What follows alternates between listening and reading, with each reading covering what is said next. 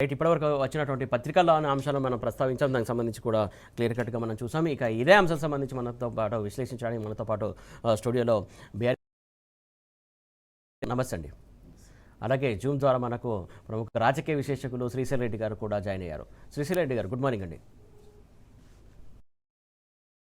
మీ నుంచి స్టార్ట్ చేస్తున్నాం. ఏదైతే పాలమూరుకు సంబంధించి అంశాలకు సంబంధించి రోజు మనం మాట్లాడుకుంటున్న అంశం అయినప్పటికీ కూడా ఈ ఇష్యూ చాలా సీరియస్గా పరిగణించబడుతుంది. ప్రధానంగా 45 టీఎంసీలకు సంబంధించి కాంగ్రెస్ సర్కార్ టైంలోనే ఏదైతే డిపిఆర్ వాపస్ పోవడం కావచ్చు, వాళ్ళు ఉత్తమ్ కుమార్ రెడ్డి లేఖ అది కాకుండా ఇప్పుడు దానికి సంబంధించి బుకాయిస్తూ మేం కాదు వేరే సహాయంలోనే జరిగిందని చెప్పేసి ఇలా బుకాయించడం ఎంతవరకు కరెక్ట్? ముందుగా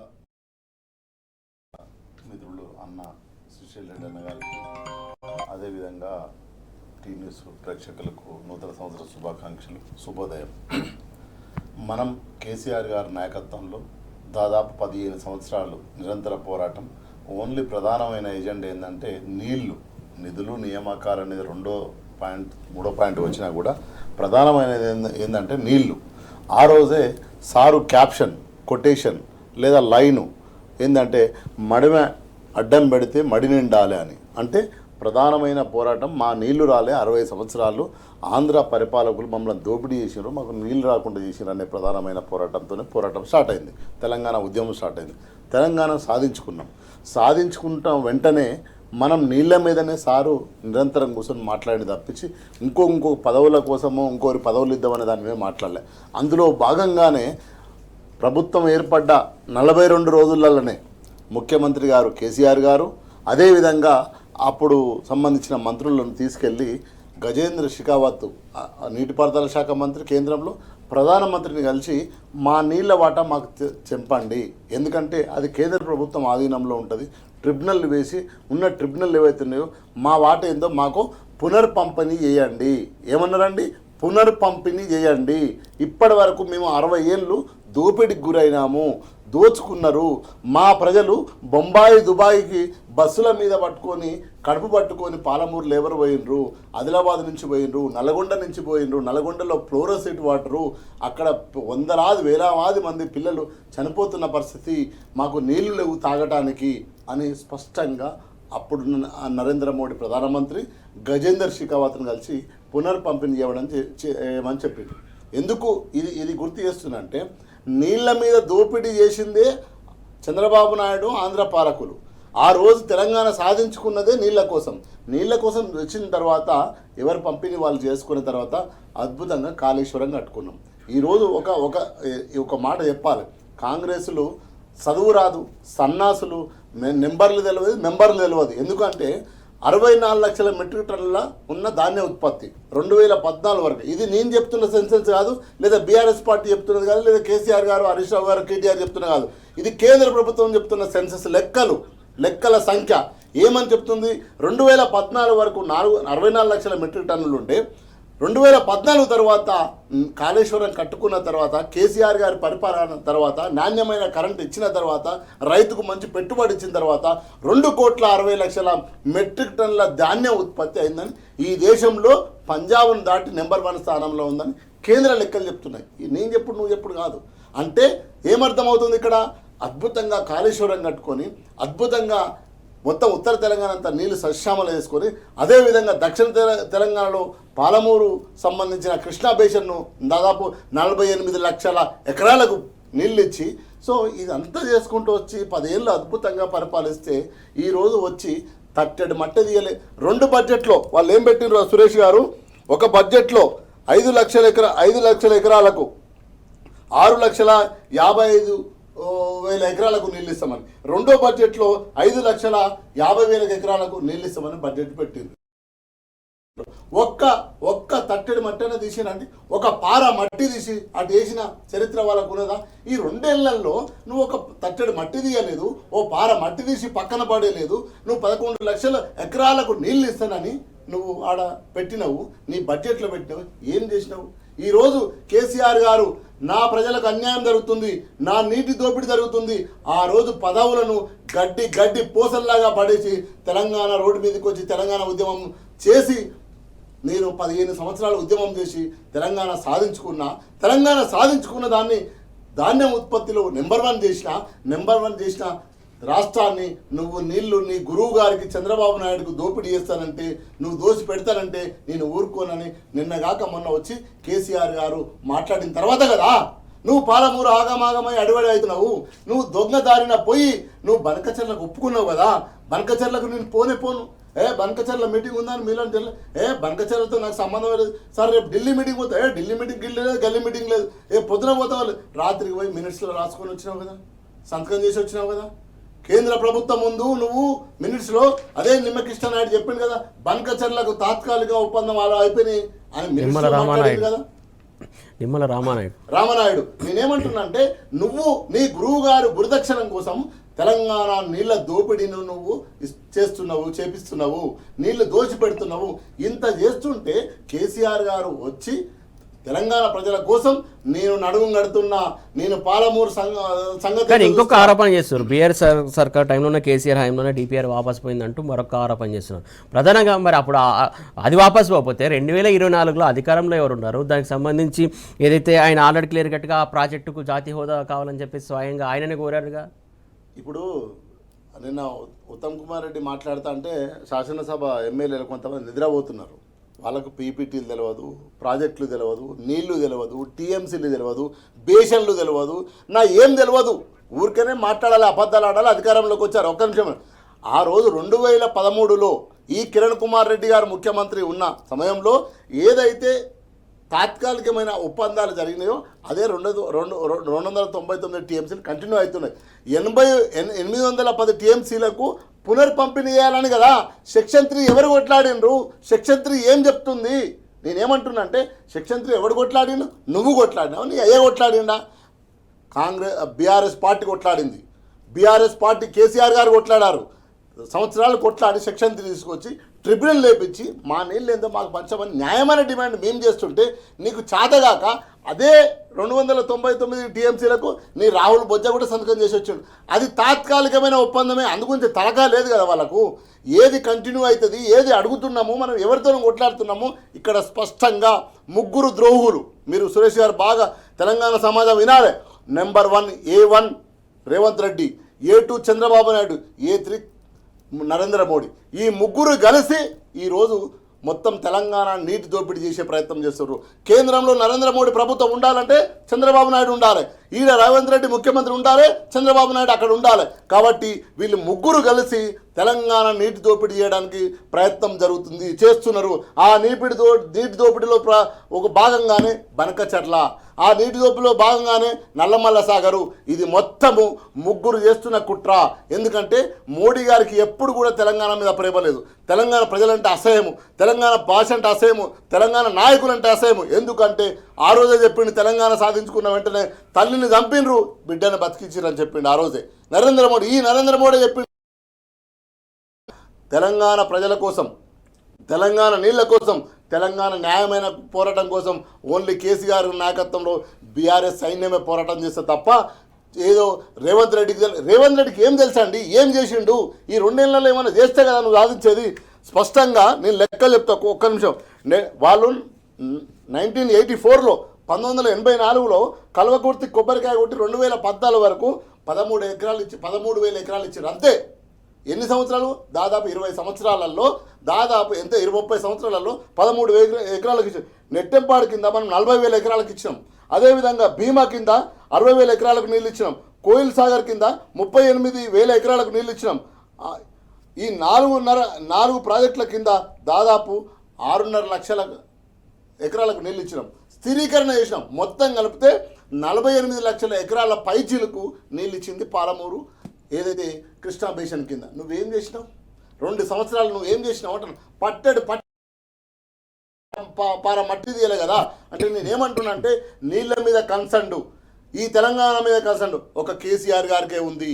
ఆ కేసీఆర్ గారు మాట్లాడిన తర్వాతనే నువ్వు కదిలినవు, ఫైళ్ళు పట్టుకొని ఢిల్లీ పోతున్నావు, నువ్వు బయటకు వచ్చి పీపీటీ చేస్తున్నావు. మరి ఎందుకు చెప్పాలి? నువ్వు డిపిఆర్ బ్యాక్ వస్తే ఎందుకు పంపలేదు అంటున్నా నేను. ఎందుకు పంపకుండా కూర్చున్నావు? నీ దగ్గర ఎందుకు పెట్టుకున్నావు అంటే నీ గురువు గారికి చంద్రబాబు నాయుడికి నీళ్లు దోపిడీ చేయడానికి సిద్ధంగా ఉన్నావు. ఇంకోటి మాట్లాడుతుండు, ఆ తలకాయ లేదు, ప్రాజెక్టుల మీద అవగాహన లేదు, ఏం లేదు. జూరాల దగ్గర నుంచి తీసుకొచ్చాట ఇక్కడ. అరే జూరాల దగ్గర నుంచి శ్రీశైలం తీసుకొస్తే మధ్యలో తుంగభద్ర ఉంది. మనకు 250 నుంచి 450 టీఎంసీ నీళ్ళు వస్తున్నాయి. లభ్యత ఎక్కడుందో అక్కడ కట్టాలి కదా. ఆంధ్ర వాళ్ళు మోసం చేసింది ఏంది? ఒక్క నిమిషం మిత్రమా, ఆంధ్ర వాళ్ళు మోసం చేసింది ఏంది?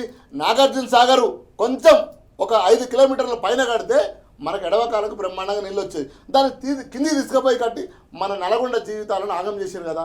ఈరోజు జూరాల ఉంది నీళ్లు, అదేవిధంగా శ్రీశైలం దగ్గర తీసుకుంటే ఎంత లభ్యత ఉందో తెలివి లేదా? అదేవిధంగా తుమ్మిడిఎట్టి దగ్గర కడితే ఎంత లభ్యత ఉంది? అదేవిధంగా కాళేశ్వరం మేడిగడ్డ దగ్గర కడితే ఎంత లభ్యత ఉందో తెలియదా? ఈరోజు వీళ్ళు మాట్లాడబట్టే ఇంత తుమ్మిడిఎట్టి ప్రాణహిత అంటారు కదా. ప్రాణహిత మా ప్రాణం, మా ప్రాణహిత మా బ్రెయిన్ స్టెమ్ అంటారు కదా. ప్రాణహిత కాడ తుమ్మిడిఎట్టి కాడ ఒక పార మట్టి తీయవైతివి, తట్టడి మట్టి తీయవైతివి, ఆ ప్రాజెక్టు మొదలు పెట్టవైతివి, 10 రూపాయలు బడ్జెట్ ఎలకేషన్ చేయవైతివి, 5 రూపాయలు ఖర్చు పెట్టవైతివి. నువ్వేం మాట్లాడతావు? నీకేం కమిట్మెంట్ ఉంది? కాబట్టి ఇది స్పష్టంగా తెలంగాణ సమాజం అర్థం చేసుకోవాల్సింది ఏంటంటే ఈ తెలంగాణ నీటి హక్కులను నీటి దోపిడీ చేస్తున్నారు ముగ్గురు వ్యక్తులు, చంద్రబాబు నాయుడు, నరేంద్ర మోడీ, రేవంత్ రెడ్డి. వాళ్ళకు సద్దులకు దొంగలకు సద్దులు కడుతున్నాడు నరేంద్ర మోడీ. ఇది తెలంగాణ సమాజం అంతా గమనిస్తుంది, గమనించాలి, పోరాటం చేయాలి, వాళ్లకు ప్రజాకోట్లు శిక్షించాలని తెలంగాణ ప్రజలకు నేను విన్నపం చేస్తున్నాను. ప్రాజెక్టులన్నీ నిర్వీర్యం చేయడానికి కాంగ్రెస్ సర్కారు పూనుకుంది. అటు బీజేపీ డైరెక్షన్లో ఇటు చంద్రబాబు డైరెక్షన్లోనే కాంగ్రెస్ సర్కారు పనిచేస్తుందని చెప్పేసి శ్రీనివాస్ గారు ఆరోపిస్తున్నటువంటి అంశం. ఇంకా శ్రీశైలం రెడ్డి గారు ప్రధానంగా ప్రాజెక్టుల అంశం సంబంధించి ఏదైతే ఒప్పందానికి సంబంధించి సంవత్సరం పాటే ఒప్పందం జరిగిందని చెప్పేసి పదే చెప్తున్నా కూడా, ఆధారాలతో చూపిస్తున్నా కూడా అది శాశ్వత ఒప్పందంగా సృష్టిస్తున్నటువంటి అంశాన్ని ఎలా చూస్తారు మీరు అసలు? ముందుగా సురేష్ గారు నమస్తే, గోసుల శ్రీనివాస్ యాదవ్ గారికి నమస్తే, ప్రేక్షకులందరూ కూడా నమస్తే. సురేష్ గారు, ఈరోజు నీళ్లకు సంబంధించి ఈ అసెంబ్లీలో కానీ బయట కానీ కాంగ్రెస్ నాయకులు, కాంగ్రెస్ ప్రభుత్వం గత 2 సంవత్సరాలలో నీళ్లకు సంబంధించి వీళ్ళు చెప్తున్న అసత్యాలు, అర్ధసత్యాలు ఇవి 1, 2 కాదు సురేష్ గారు. ఇది ఏంటంటే మామూలుగా ఊళ్ళల్లో కామన్ మ్యాన్ కూడా అర్థమైపోయింది వీళ్ళు ఎంత మోసం చేస్తున్నారు, ఎంత అబద్ధాలు చెప్తున్నారు, ఎంత లంగమాటలు మాట్లాడుతున్నారు ఇంటా బయట అనేది అందరికీ అర్థమైపోయింది. ఆంధ్రప్రదేశ్లో చంద్రబాబు నాయుడు ప్రభుత్వము, తెలంగాణలో రేవంత్ రెడ్డి ప్రభుత్వము, ఢిల్లీలో నరేంద్ర మోడీ ప్రభుత్వం, ఈ ముగ్గురు కలిసి తెలంగాణను బొందబెట్టే కార్యక్రమం నిరంతరంగా వాళ్ళు చేస్తా ఉన్నారు.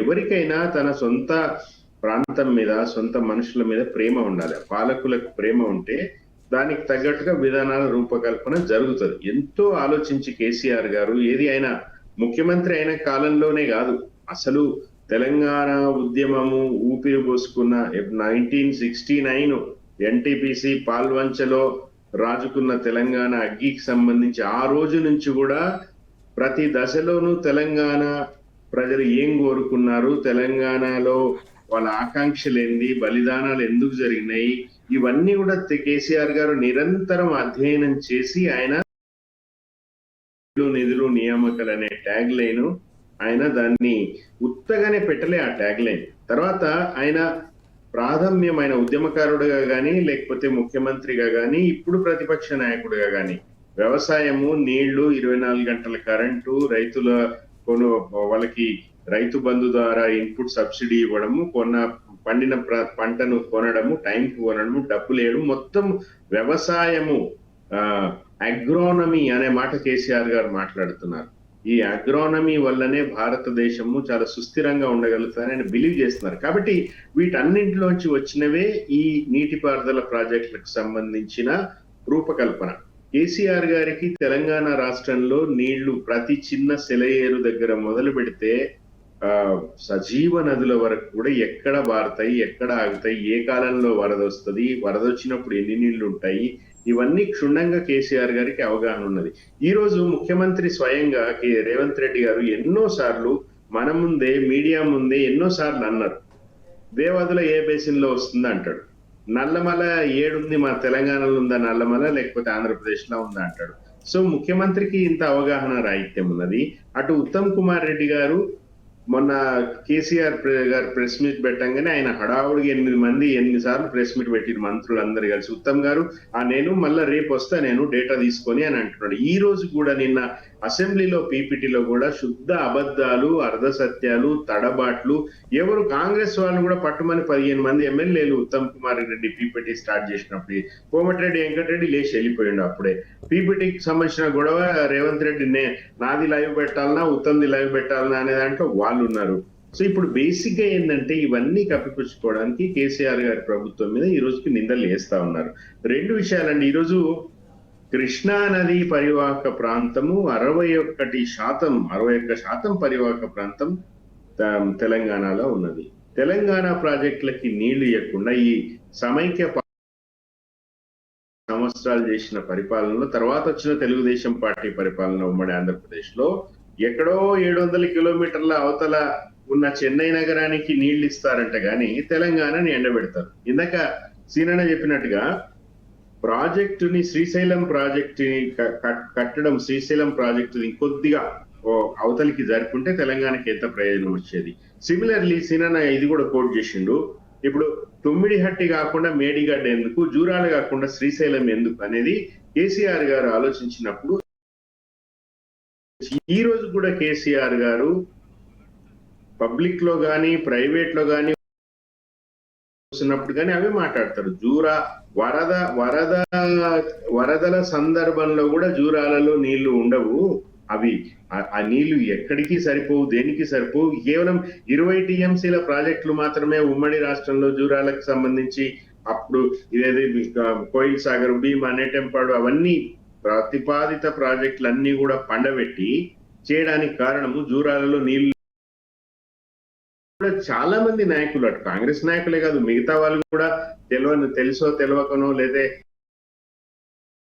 ఎందుకంటే వీళ్ళకి అంతకు మించి ఏమి తెలియదు వీళ్ళకి. సో కేసీఆర్ మీద రాళ్ళేయాలనే ఉద్దేశంతో జూరాల నుంచి శ్రీశైలం ఎందుకు మార్చిండు, కేసీఆర్ రావాలా, కేసీఆర్ వచ్చి అసెంబ్లీలో సమాధానం చెప్పాలంటే కేసీఆర్ గారి వాయిస్ అయిన హరీష్ గారు, కేటీఆర్ గారు, ఇంకే నిరంజన్ రెడ్డి గారు, జగదీష్ రెడ్డి గారు అసెంబ్లీలో గాని బయట గాని ఎక్కడైనా పదే చెప్తా ఉన్నారు. ఆ రోజు 90 టీఎంసీల లెక్క కేసీఆర్ అడిగితే ఈ రోజు 45 టీఎంసీలు సరిపోతాయని మీరు ఎందుకు మాట్లాడిండ్రు. ఇప్పుడు నిన్న కాంగ్రెస్ ప్రభుత్వం చివరికి తప్పు ఒప్పుకున్నట్టు కూడా కనపడద్దు, మళ్ళీ అది సిగ్గుచేటు కదా. సో 90 టీఎంసీలు కావాలన్న దానికి మళ్ళీ వచ్చిరు వీళ్ళు. అదే కదా కేసీఆర్ మాట్లాడింది. తర్వాత ఇలా పూటకో మాట మార్చడం దేనికి అర్థాలు సార్ అసలు? ఫస్ట్ ఆఫ్ ఆల్ ఎగ్జాక్ట్లీ అండి. ఇప్పుడు ఆ రోజు కేసీఆర్ గారు ఇప్పుడు ట్రిబ్యునల్ ఏర్పాటు చేసి రాష్ట్రం వచ్చిన కొత్తలో ట్రిబ్యునల్ ఏర్పాటు చేసి ఇరు రాష్ట్రాల మధ్య నీటి పంపకము సమన్వయం చేయాలి, వాళ్ళకి హక్కుల ప్రకారం వాళ్ళకి నీళ్లు కేటాయించాలి.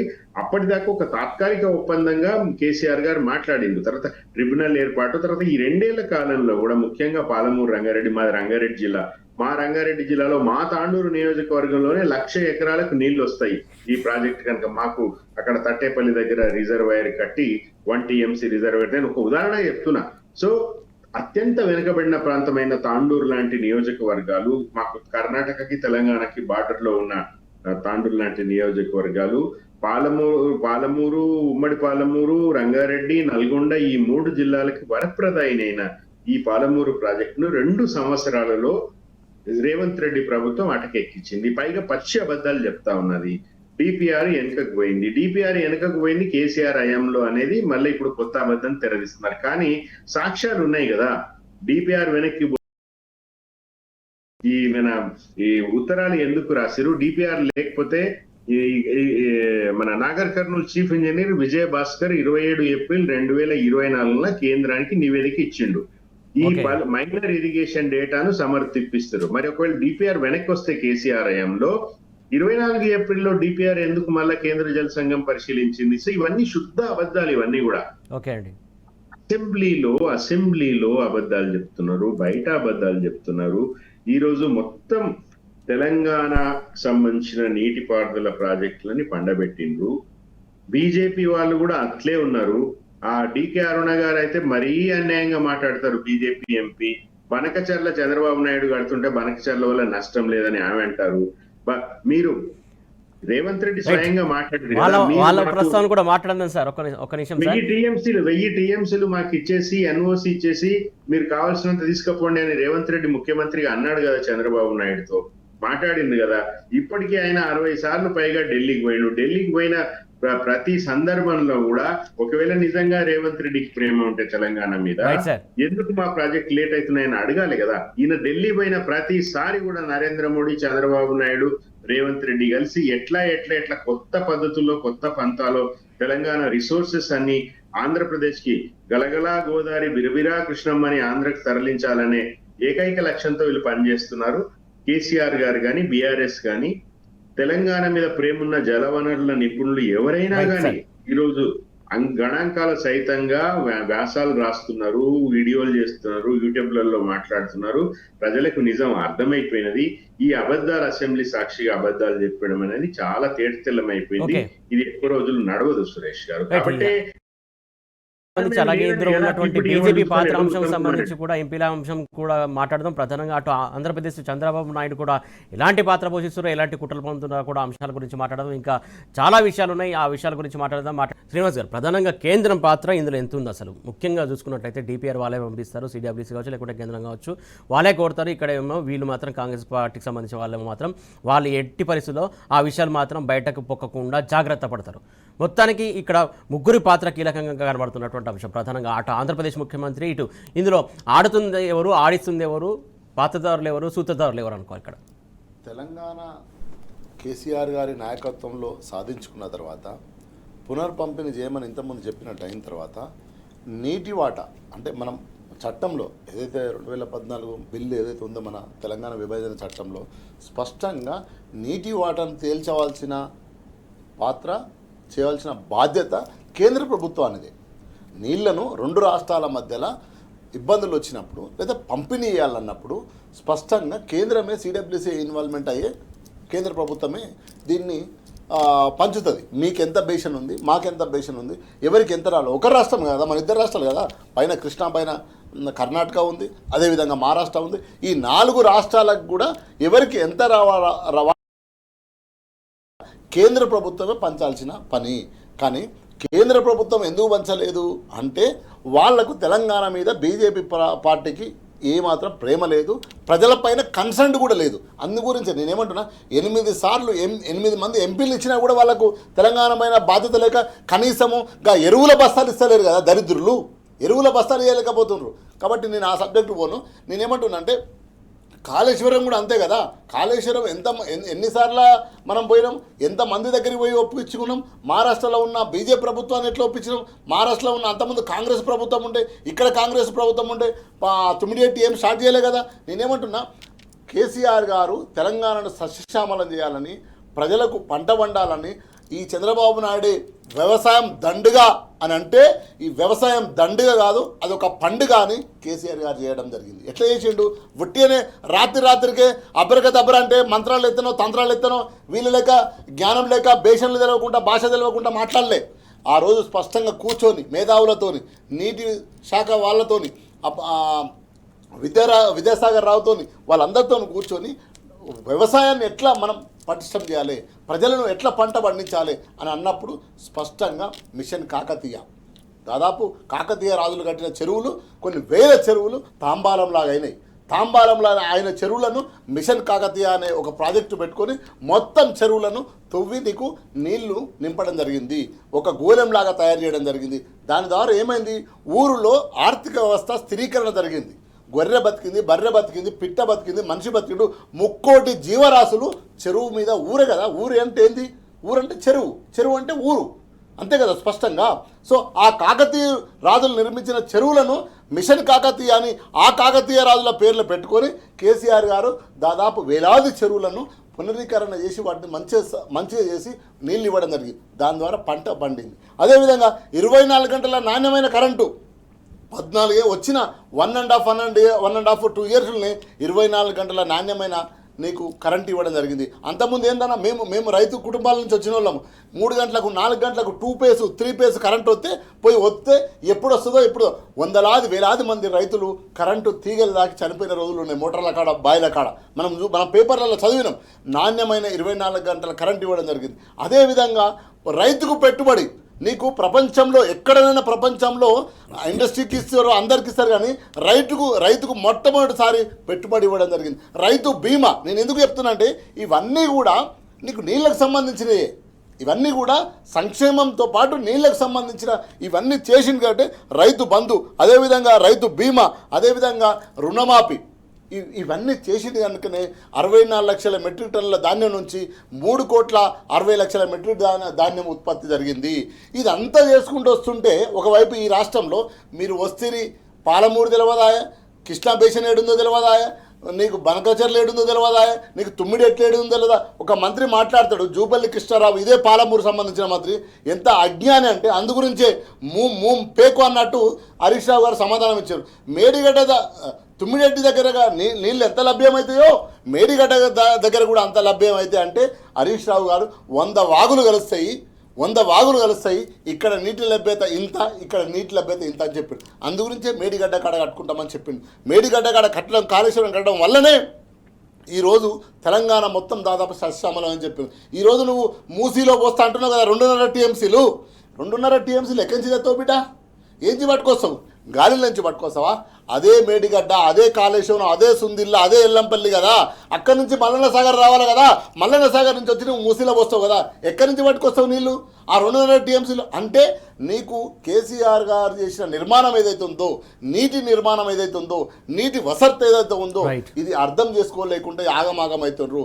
ఒకటి మిత్రమా, ఒక మిషన్ కాకతీయ, ఒక కాళేశ్వరము, అదేవిధంగా మిషన్ భగీరథ, మీరు నీటికి సంబంధించి మాట్లాడుతున్నాం మనం ఈరోజు.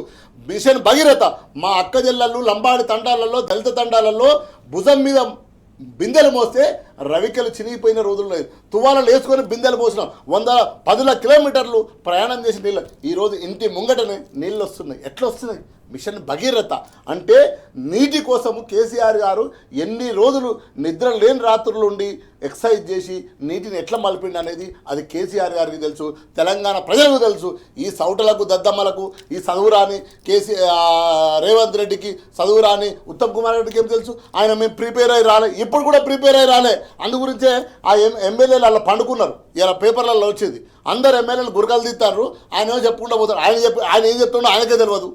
కాబట్టి నేనేమంటున్నా, ఈరోజు కన్సర్న్ ఉండి కమిట్మెంట్ ఉంది తెలంగాణ ప్రజల కోసం, నీళ్ళ కోసం కొట్లాడేది ఎవరు అంటే అది కేసీఆర్ గారే. కేసీఆర్ గారి నాయకత్వంలోనే తెలంగాణలో నీళ్ళు నాపడం. ఇది నీటి దోపిడీ చేస్తున్నారు, వీళ్ళు ముగ్గురు దోపిడీ చేస్తున్నారు. ఆ దోపిడీ మనకు స్పష్టంగా అర్థం. ఇక్కడ రాకెట్ సైన్స్ లేదు సురేష్ గారు, రాకెట్ సైన్స్ లేదు. ఇన్ని రోజులు పంపిణీ చేయకుండా 12 ఏళ్ళు పంపిణీ చేయకుండా ఉన్నది నరేంద్ర మోడీ. ఈరోజు ఆయన వచ్చినాక, చంద్రబాబు నాయుడు వచ్చినాక రేవంత్ రెడ్డిని ఆయన శిష్యుడిని ముఖ్యమంత్రి చేసుకొని ఈరోజు ఇద్దరు దోపిడీ చేస్తున్నారని స్పష్టంగా అర్థమవుతుంది. ఎక్కడి బనకచర్ల ఇప్పుడు 10 ఏళ్లలో బనకచర్ల ఎక్కడ పోయింది అంటున్నా, 10 ఏళ్లలో మల్లన్న అదేంది మన నల్లమల్ల సాగర్ ఏడబోయింది అంటున్నా, ఏడబోయింది. ఇప్పుడు ఎట్లా వచ్చినాయి బయటికి? ఇప్పుడు ఎట్లా వచ్చినాయి అంటే ఈడ శిష్యుడు వచ్చిండు, ఆయన జీతగాడు, ఆయన పాలేరు ఇక్కడ ముఖ్యమంత్రి అయింది కాబట్టి ఆయన పంచుకపోమ్మని తోసుకపోమ్మని చెప్తున్నాడు అనేది తెలంగాణ సమాజం అర్థం చేసుకుంటుంది. మిమ్మల్ని వదిలిపెట్టదు కాంగ్రెస్ పార్టీని కర్రు కాల్చి వాత పెడుతుంది తెలంగాణ సమాజం. శ్రీశైల్ రెడ్డి గారు, ప్రధానంగా ఏదైతే ఈ 10 ఏళ్ల కాలంలో ప్రస్తావన ఇప్పుడు కాంగ్రెస్ పార్టీ వచ్చిన తర్వాత వచ్చింది ఎందుకోసం అనేది ప్రధానంగా శ్రీనివాస్ గారు ప్రశ్నిస్తున్నటువంటి అంశం. ప్రధానంగా ఆ అంశం సంబంధించి ఇటు కాంగ్రెస్ పార్టీ కావచ్చు, అటు బీజేపీ పార్టీ కావచ్చు, ఆంధ్రప్రదేశ్కి ఈ తెలంగాణ నీటి జలాలను దోపిడీగా ఎత్తుకెళ్ళడానికే అనుమతులు ఇచ్చే అనుకోవాలా? ఇప్పుడు కృష్ణా గోదావరిలో మనకి మొత్తంగా రావాల్సిన నీళ్లలో మీరు 1500 మాకు ఇచ్చేసి 1500 టీఎంసీలు ఇచ్చి మిగతా అంతా మీరు తీసుకపోండి, దానికి ఎన్ఓసి ఇవ్వండి అని ముఖ్యమంత్రి రేవంత్ రెడ్డి గారు స్వయంగా ఆయన మీడియా ముందు గతంలో చెప్పిండు. చంద్రబాబు నాయుడు కూడా అదే చెప్పిండు. దాని అర్థం ఏంది? నీకు 1500 టీఎంసీలు ఏంది? అసలు మనకి కృష్ణా గోదావరిలో మనకు దక్కాల్సిన న్యాయమైన వాటా గురించి మొత్తం పబ్లిక్ డొమైన్ లో నేను ఇంతకుముందు చెప్పినట్టుగా కేసీఆర్ గారు ఉద్యమ కాలంలో మాట్లాడిన మాటలు కానీ, ముఖ్యమంత్రి అయిన తర్వాత కానీ, ఇప్పుడు ప్రతిపక్ష నాయకుడిగా కానీ బీఆర్ఎస్ పార్టీ పదే పదే పదే మన హక్కు ఎంత, మనకి ఎంత రావాలా, ఎంత దోసుకుపోతుందో చాలా స్పష్టంగా చెప్పింది. నిన్న మీరే అసెంబ్లీలో 45 టీఎంసీలు చాలని చెప్పి మళ్ళీ 90 టీఎంసీలు కావాలని మీరు తీర్మానం చేసింది ఎందుకు కారణము? కేసీఆర్ గారు ప్రశ్నించారు కాబట్టి కేసీఆర్ గారు 3 జిల్లాలో పెద్ద పబ్లిక్ మీటింగ్లు పెట్టి ఆయననే స్వయంగా వచ్చి ప్రజల్ని చైతన్యం చేసి వీరి మీద తిరుగుబాటు జరుగుతుందన్న భయంతో గజగజ వణికిపోయి నిన్న తీర్మానం మీరు చేసిరు. నిన్న మీరు నల్లమల సాగరు బనకచెర్లకు సంబంధించిన అనుమతులు ఇవ్వద్దు అని కేంద్ర ప్రభుత్వాన్ని కోరుతూ నిన్న మీరు అసెంబ్లీలో మాట్లాడినరు. ఎందుకు మాట్లాడినంటే ఈరోజు తెలంగాణ నిలదీస్తున్నది కాబట్టి. సో ఇప్పటిదాకా ఎందుకు మీరు బనకచెర్ల వల్ల నష్టం లేదని డీకేఆర్ ఎందుకు మాట్లాడింది? నువ్వు ఎన్ఓసి ఇచ్చి కావాల్సిన మాకు 1500 ఇచ్చి నువ్వు ఎన్ఓసి ఇచ్చి కావాల్సిన తీసుకపోని రేవంత్ రెడ్డి ఎందుకు మాట్లాడిందంటే వీళ్ళందరికీ పెద్దన్న నరేంద్ర మోడీ గారు చంద్రబాబు నాయుడు గారు డైరెక్షన్ లో రేవంత్ రెడ్డి పనిచేస్తున్నాడు. కాంగ్రెస్ పార్టీ అధిష్టానానికి రాహుల్ గాంధీకో, ఖర్గేకో, సోనియాకో వాళ్ళు ఎవరికి కూడా తెలంగాణ అంటే వాళ్ళకేమి ఒక ఏటీఎం, ఒక డబ్బులు అందించే ఏటీఎం గా తప్ప తెలంగాణని ఇంకో రకంగా వాళ్ళు చూడడం లేదు. సో బీజేపీ ప్రభుత్వం ఈరోజు బీజేపీకి 8 మంది ఎంపీలు, కాంగ్రెస్ కి 8 మంది ఎంపీలు ఉన్నప్పటికీ కూడా ఈ రోజు తెలంగాణ ప్రయోజనాలను ఏంటంటే చంద్రబాబు నాయుడు డైరెక్షన్ లో జరుగుతుంది. మీరు చూడండి, ప్రతి నెలలో చంద్రబాబు నాయుడు హైదరాబాద్ లో మక్కా వేస్తున్నాడు. మనం ఇప్పుడు మాట్లాడుతున్నాం కదా, ఈ సందర్భంలో ఈ సమయంలో కూడా చంద్రబాబు నాయుడు హైదరాబాద్ లో ఉన్నాడు. ఆయన అమెరికా నుంచి సీదా హైదరాబాద్ వచ్చిండు, ఈ రోజు మళ్ళా పోతాడు. సో ప్రతి నెల ఆయన వస్తున్నాడు, ప్రతి నెల ఇక్కడ వాళ్ళకి సంబంధించిన ఈ గూడు పుటానీలు ఏమేమి జరుగుతున్నాయో తెలియదు. రేవంత్ రెడ్డికి చంద్రబాబు నాయుడు హైదరాబాద్ వస్తున్నాడంటే రేవంత్ రెడ్డికి ఆయన ఉత్సాహానికి అంతు పొంతు ఉండదు. వీళ్ళు పూర్తి చీకటి ఒప్పందాలు, గతంలో చీకటి ఒప్పందాలు ఇప్పుడు బహిరంగంగానే ఏం చేస్తారో చేసుకోండి అన్న రీతిన ఈరోజు తెలంగాణకు సంబంధించిన ప్రాజెక్టులను ఎండబెడతా ఉన్నారు. అక్కడ పోలవరం ప్రాజెక్టు జాతీయ హోదాకు సంబంధించి ఇంకా అన్ని రకాలుగా ఒక చిన్న ఉదాహరణ యూరియాకు సంబంధించిన అంశమే తీసుకుంటే తెలంగాణ రైతులు గోసపడుతున్నారు. యూరియా అడిగినంత యూరియా ఆంధ్రప్రదేశ్ కి సప్లై చేస్తున్న కేంద్రం తెలంగాణ చూడండి ప్రతి అంశంలో, అది యూరియా కావచ్చు, మనకు రావాల్సిన ఇప్పటికీ దక్కని విభజన హామీలు కావచ్చు, నీళ్లు కావచ్చు, ఏది అయినా కూడా మనకి రైల్వేస్ అండి. లాస్ట్ బడ్జెట్ లో తెలంగాణకి కేవలం 1 కోటి రూపాయలు రైల్వేలకు పెంచిరు. ఆంధ్రప్రదేశ్ లో 293 కోట్లు పెంచిండ్రు. అంటే ఇట్లా ఎన్ని ఉదాహరణలైనా చెప్పొచ్చు. తెలంగాణ కేంద్రానికి ఈ రోజు కూడా తెలంగాణ మీద ఎంతటి వివక్ష ఉన్నదనేది ప్రధానమంత్రి స్వయంగా పార్లమెంట్ లో ఎన్నోసార్లు మాట్లాడిన విషయపు మాటలు తెలంగాణ మీద.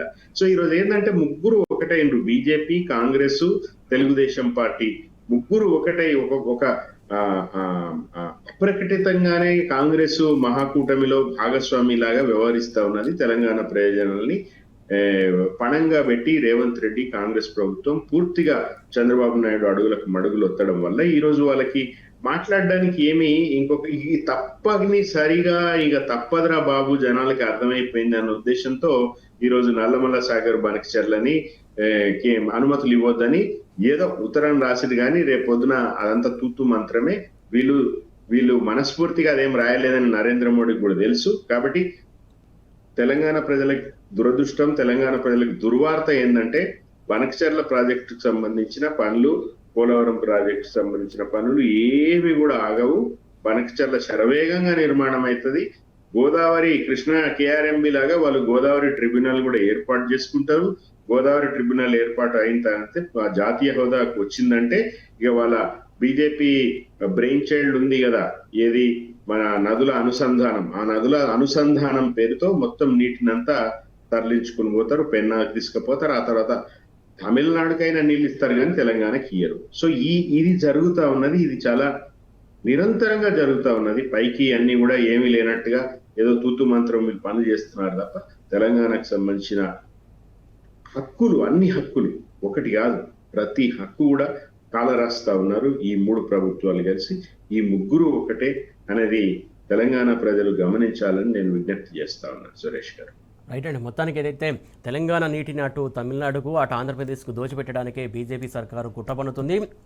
నాటి నుంచి కూడా తెలంగాణ పైన బీజేపీకి ఏ రోజు కూడా మంచి అభిప్రాయం లేదు. తెలంగాణకు నష్టం చేకూర్చే విధంగానే నిర్ణయాలు తీసుకుందని చెప్పేసి శ్రీసాయి రెడ్డి గారు ఆరోపిస్తున్నటువంటి అంశం. ఇంకా శ్రీనివాస్ గారు, ప్రధానంగా అసెంబ్లీ జరుగుతున్నటువంటి సమయంలో కావచ్చు, సమస్యలు ఏకరవ పెట్టడానికి అసెంబ్లీ ముట్టడికి చాలా సమస్యలు ఉన్నటువంటి వ్యక్తులు వస్తారు. ఏదైతే ఇటు ఆటో డ్రైవర్లు వచ్చారు, మొన్ననేమో మాజీ సర్పంచులు వాళ్ళ నిధులు విడుదల చేయాలని చెప్పేసి వాళ్ళు అసెంబ్లీ ముట్టడికి వచ్చారు. ప్రధానంగా ఈ అంశాలకు సంబంధించి పత్రికల్లో ప్రచురించిన తర్వాత ఇది చాలా ఇంపార్టెంట్ ఇష్యూ ఉంది, దీనిపైన చర్చ జరగాలని చెప్పేసి క్వశ్చన్ అవర్ కావచ్చు, 0 అవర్స్ కావచ్చు, ఆ టైంలో సభ్యులు ప్రస్తావన తీసుకొస్తారు. అలాంటి సిచ్యువేషన్ ఈ అసెంబ్లీ సెషన్లో మనం చూస్తున్నామా? ప్రధానంగా వీరికి ఒక పీపీటీ మీద ఉన్నటువంటి శ్రద్ధ తప్ప మిగతా అంశాలకు సంబంధించి చర్చించాలన్నటువంటి ఆలోచన కనబడుతుంది అసలు ఈ కాంగ్రెస్ సర్కార్ టైంలో? ఏంటంటే సురేష్ గారు, ముఖ్యమంత్రికి కానీ మంత్రులకు కానీ ఎక్కడ కూడా మీకు ప్రజలకు కన్సర్న్ లేదు, ప్రజల కన్సర్న్తో పరిపాలన జరగట్లేదు. ఎందుకు చెప్తున్నా అంటే వాళ్ళు ఇచ్చిన హామీలే అమలు కానీ హామీలు ఇచ్చిండ్రు, ఒక డెడ్ లైన్ పెట్టుకున్నారు, 100 రోజులలో మేము అమలు చేస్తానని. చేయలేదు, ఒక్క హామీ కూడా చేయలేదు. చేయకపోగా ఈరోజు ప్రజలు ఏ వర్గం అంటే హ్యాపీగా ఉన్నది అంటే, నేనేమంటున్నా, ఇప్పుడు ఈ అసెంబ్లీ జరుగుతుంటేనేమో రైతులు మేము కష్టపడ్డ పంట, ఆదిలాబాదు పేద రైతులు సోయాబీన్ వండియారు. ఎక్కడ ఆదిలాబాదు ప్రాంతంలో ఒక్క దగ్గరనే సోయాబీన్ పండిస్తారు. ఆ సోయాబీన్ కొనండి బాబు, మేము పండించిన పంటను 6 కాలం కష్టపడి పండించిన పంటను కొనమని ముట్టడి చేస్తున్నారు. ఒకవైపు ఏమో నేను 30 ఏళ్ళు పనిచేసినని ప్రజల కోసము నాకు ఆ పింఛన్ ఇవ్వు, నా సెటిల్మెంట్ చేయు, నాకు ఏదైతే రావాలనో 10 రూపాయలు ఇవి, ఉంది బీపీ ఉంది, హార్ట్ అటాక్ వచ్చే పరిస్థితి ఉంది, నేను ఇల్లు కొనుక్కోవాలని రిటైర్డ్ అయిన ఉద్యోగులు. ఒకవైపు ఏమో అసెంబ్లీ జరుగుతుంటే అత్యాచారాలు, ఒకవైపేమో విద్యార్థులు ఉద్యోగాలు వేయలేదు, నువ్వు జాబ్ క్యాలెండర్ అన్నావు, నీ జాబ్ క్యాలెండర్ లేదు, నువ్వు 2 లక్షల ఉద్యోగాలు సంవత్సరంలో ఇస్తానన్నావు, ఇప్పటివరకు 2 ఏళ్ళు అయింది, నువ్వు ఏం చేయలేకపోతున్నావు అని ఒకవైపు విద్యార్థులు. అదేవిధంగా ఆటో డ్రైవర్లు, పొద్దున లేస్తే వాడు 6 గంటలకు సర్ది కట్టుకొని రోడ్డు మీదకి వచ్చి ఏ గిరాకీ వస్తుందని చూసుకునే ఆటో డ్రైవర్కు కనీసం రోజుకు 1000 రూపాయలు రాకపోతే వాడు ఈఎంఐ ఏం కట్టాలి, మన పిల్లలకేం తినిపించాలి, వాడు పిల్లల ఫీజులు ఏం కట్టాలి, వాడు రేపు పొద్దున పండుగకో పబ్బానికో ఏం చేసుకోవాలని ఒకవైపు ఆటో డ్రైవర్లు. లాస్ట్కు రోడ్లు వేసి ఊర్లలో లైట్లు బుగ్గలు పెట్టి ఇంత సున్నం వేసిన ఏదైతే ఉందో మాజీ సర్పంచుల బిల్లులు. ఏ వర్గం అండి? ఒక వర్గం హ్యాపీగా ఉందని చెప్పండి. చివరికి ఆ ముసలయ్యలకు 4000 ఇస్తానన్నావు, 4000 పింఛన్ ఎక్కడ పోయింది అంటే, నేనేమంటున్నా, టోటల్గా ఈ రాష్ట్రంలో ఏ వర్గం కూడా హ్యాపీగా లేదు. నువ్వు మూసియాన్ని పట్టుకొస్తేవి, మనకు స్పష్టంగా హరీష్ రావు గారు అడిగినరు, ఏమడిగినరు, నువ్వు ఏం చేస్తున్నావు, వాళ్ళకు పునర్వాసం ఏమైనా కల్పించినావా, వాళ్ళకి ఏ ప్యాకేజ్ కింద ఇస్తున్నావు, నువ్వు తెచ్చిన 2013 చట్టం కిందనే, భూసేకరణ చట్టం కిందనే వాళ్ళకి పైసలు ఇస్తున్నావా, వాళ్ళకి ఏమైనా ఇల్లు ఇస్తున్నావా, ఇల్లు ఇచ్చినాక వాళ్ళకి పని ఎట్లా? ఇక్కడ మూసి పక్కన ఉంటే వాళ్ళు ఇళ్ళల్లో పని చేసుకున్నారు, కాయగూరలు అమ్ముకున్నారు, ఇంకో ఉల్లిగడ్డ అమ్ముకున్నాడు, చెత్త ఏదో ఒకటి పని చేసుకున్నాడు, నువ్వు తీసుకుపోయి ఎక్కడో వేస్తున్నావు, అక్కడేమైనా ఇల్లు కట్టినావా, లేదా మేము బీఆర్ఎస్ ప్రభుత్వం కట్టిన ఇళ్ళలోనే ఇస్తున్నావా? అది మొత్తం చెప్పమంటే అది ఏం చెప్పడు. ఒకసారి 1,00,00,000 కోట్లు అంటాడు, ఒకసారి 1,50,000 కోట్లు అంటాడు. అంటే నేనేమంటున్నా, నువ్వు మూసీ ప్రాజెక్ట్ అని తీసుకొచ్చినావు, హైడ్రా అని తీసుకొచ్చినావు. ఏ వర్గం అండి ఈరోజు? ఏ వర్గం హ్యాపీగా ఉంది ఈ రాష్ట్రంలో? ఏ వర్గం హ్యాపీగా లేదు. ఏ వర్గం హ్యాపీగా ఉన్నదంటే ఆ 17 మంది మంత్రులు మాత్రము ఉన్న మంత్రులు ఎవరైతే ఉన్నారో దాచుకోండి, దోచుకోండి. ఎక్కడ రియల్ ఎస్టేట్ దందాలి అందుగురించి చెప్పిండు కదా కేసీఆర్ గారు స్పష్టంగా. మొన్న ప్రెస్ మీట్లో ఏం చెప్పిండు, మీ జీవితాలు మొత్తం రియల్ ఎస్టేట్ చుట్టే తప్ప ఏమి లేదు. నువ్వు షైనింగ్ ఏదో రేజింగ్ తెలంగాణ అని పెడితే ఆడేం చేసారు, వెంచర్లు ఎత్తారు. మనకు అవుట్స్కట్ సిటీలలో 10 ఎకరాలలో 20 ఎకరాల వెంచర్లు ఎత్తారు. ఆదివారం రాగానే ఫోన్ చేసి, రాండి సార్ నేను బస్సు పెడతా తీసుకపోతా చూపిస్తా అంటాడు. అట్లా నువ్వు ఒక సెటప్ ఎత్తివి, తెలంగాణ తల్లి బొమ్మ పెడితివి, తెలంగాణ తల్లిని అవమానిస్తేవి, కింద పడేది. ఇప్పుడు పోతే ఆడ ఏం లేదు, సెట్ లేదు, గిట్టు లేదు, అయిపోయింది. టెంట్లు బేకిరు ఏమి లేదు. అంటే నేనేమంటున్నా, ఒక్క ప్రాజెక్టు మీద ఒక్క ప్రజల పైన ఏం కన్సర్న్ లేక ఈ తెలంగాణ ప్రభుత్వం పరిపాలిస్తుంది. రైతుల గిట్టుబాటు ధర లేదు, సన్నాలకు పైసలు ఇస్తానంటే 1 రూపాయి ఇవ్వకపోతే, రైతు బంధు ఇవ్వకపోతే, రైతు బంధు కాదు, ఒక్క నిమిషం, రైతు బంధు కాదు, రైతు భరోసా ఇస్తా అని చెప్తే, ఓన్లీ రైతు భరోసా ఓన్లీ రైతులకే ఇస్తారు. మేము కౌలు రైతులకు ఇస్తాం, కౌలు కూలీలకు ఇస్తాం. ఏదైనా ఆయన కౌలు రైతులకు కౌలు కూలీలకు ఏది? నీ దగ్గర డేటా ఉందా ఇప్పటికైనా? కనీసం డేటా సేకరించిన గ్రామాలల్లో? అందు గురించే కదా నీకు గ్రామాలలో మొన్న కర్రు కాల్చి వాత పెట్టిన కాంగ్రెస్ పార్టీకి. ఎన్ని గెలిచినావో నీకు తెలియదా? అందరూ దొబ్బుకొని నెంబర్లు మార్చినావు తప్ప ఎంత పర్సెంటేజ్ వచ్చిందో నీకు తెలియదా? అంటే నేను ఎందుకు చెప్తానంటే ఈరోజు ఈ తెలంగాణ సమాజంలో కాంగ్రెస్ పార్టీ పరిపాలిస్తున్న పరిపాలనలో ఏ వర్గం కూడా ప్రశాంతంగా లేదు, ఏ వర్గం కూడా ప్రశాంతంగా లేదు. కాబట్టి ఈరోజు డైవర్షన్ పాలిటిక్స్ ఏమనంటే కాళేశ్వరం కమిషన్ అంటే తీసి పట్టుకరా, ఏం చేసినావు చూపెట్టు. నువ్వు లేదు నువ్వు ఇంకో లేకపోతే ఏదంటే కరెంటు కమిషన్ అంటే కరెంటు కమిషన్ మీద ఏం చేసినావు చెప్పు. లేదా ఈ కారు రారు నాయన ఈ కారు అంటే నేను ఏమంటున్నా, డైవర్షన్ పాలిటిక్స్ చేస్తూ రియల్ ఎస్టేట్ అంతా చేస్తుంది ఈ రేవంత్ రెడ్డి ఫ్యామిలీ తప్ప, రేవంత్ రెడ్డి మంత్రివర్గం తప్ప ఇంకా వేరేది ఏం లేదు. క్యాబినెట్లో ఏం చర్చ జరుగుతుంది అంటే మీరు 10,000 ఎకరాలు ఎట్లా అమ్ముకోవాలి ఫిల్ట్ కింద, నేను ఎట్లా అమ్ముకోవాలి, నా వాటా ఎంత నీ వాటా ఎంత, గింతే వాటాల పంచాదే అసెంబ్లీలా, వాటాల పంచాదే క్యాబినెట్లా. కానీ తెలంగాణ ప్రజల కోసం కానీ తెలంగాణ సంక్షేమ పథకాల కోసం కానీ ఈ క్యాబినెట్లో కానీ ఈ కాంగ్రెస్ ప్రభుత్వంలో చర్చ జరగట్లేదు. ఇదంతా తెలంగాణ సమాజం స్పష్టంగా చూస్తున్నది.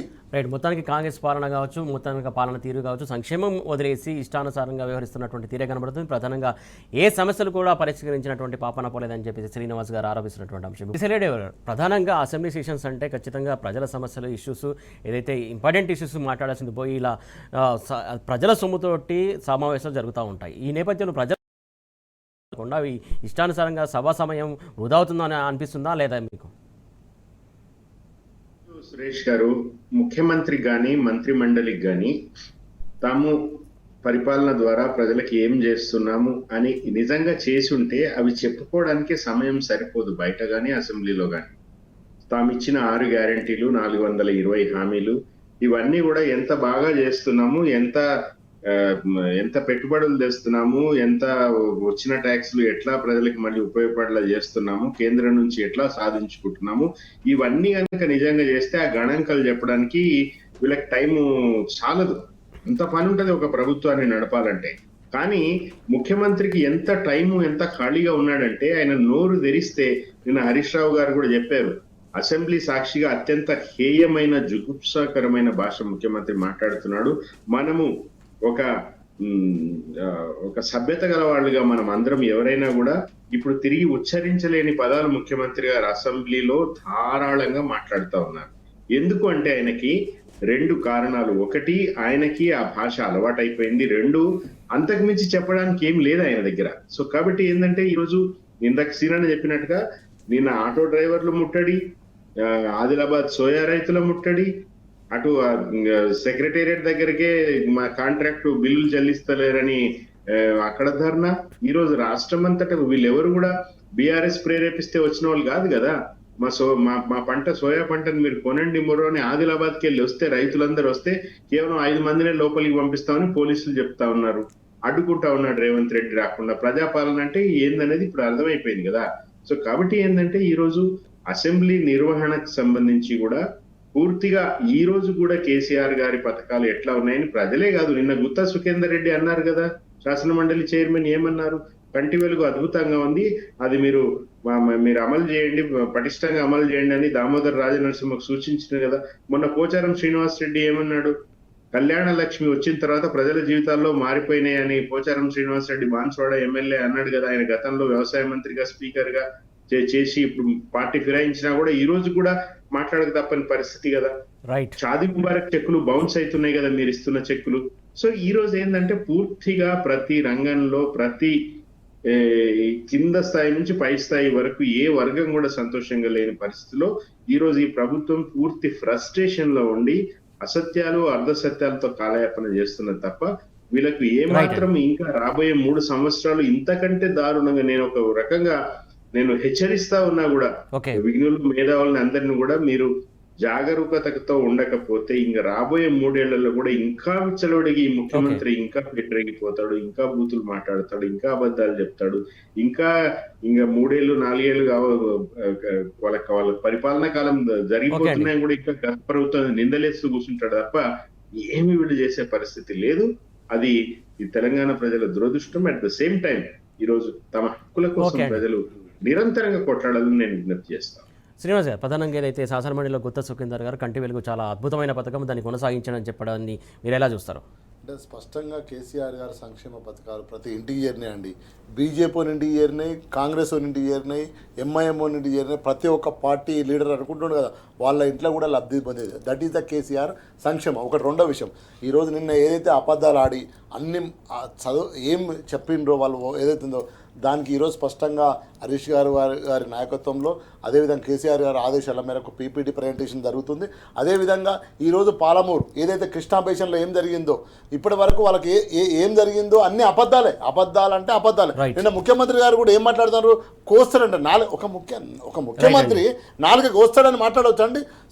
కాబట్టి ఈరోజు తెలంగాణకు కాంగ్రెస్ ప్రభుత్వం ఏ విధంగా మోసం చేసి ఆంధ్ర వాళ్ళ గురువు అయిన చంద్రబాబు నాయుడుకు నీళ్లను దోపిడీ చేస్తుందో, ఆ దోపిడీ ఏ విధంగా చేస్తుందో తెలంగాణకు స్పష్టంగా ఈరోజు పీపీటీ ప్రజెంటేషన్ ద్వారా తెలంగాణ సమాజానికి చెప్పడం జరుగుతుంది.